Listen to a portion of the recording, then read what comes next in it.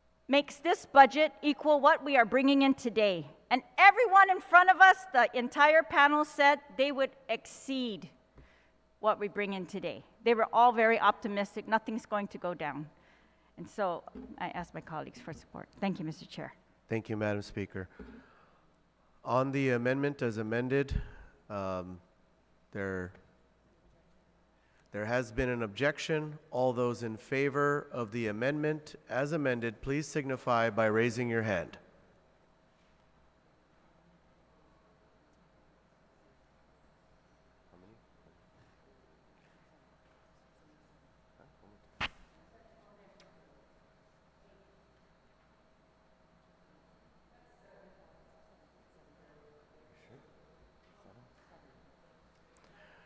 Motion fails.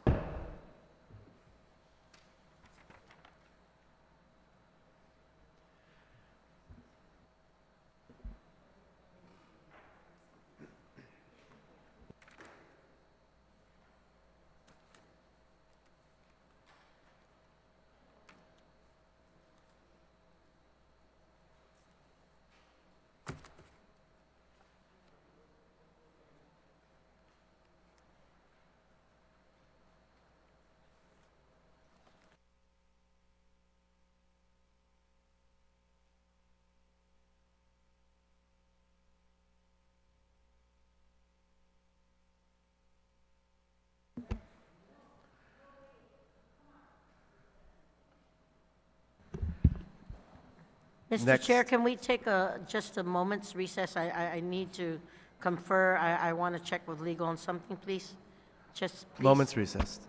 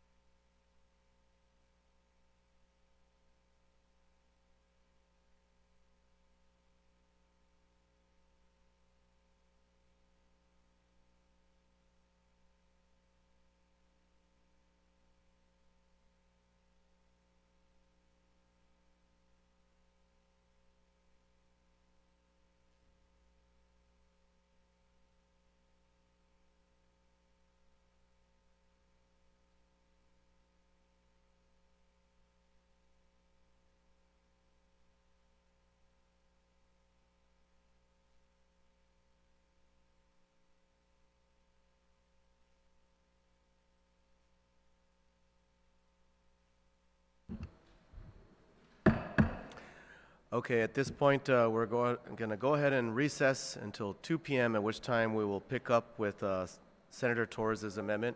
We are at recess until 2 p.m.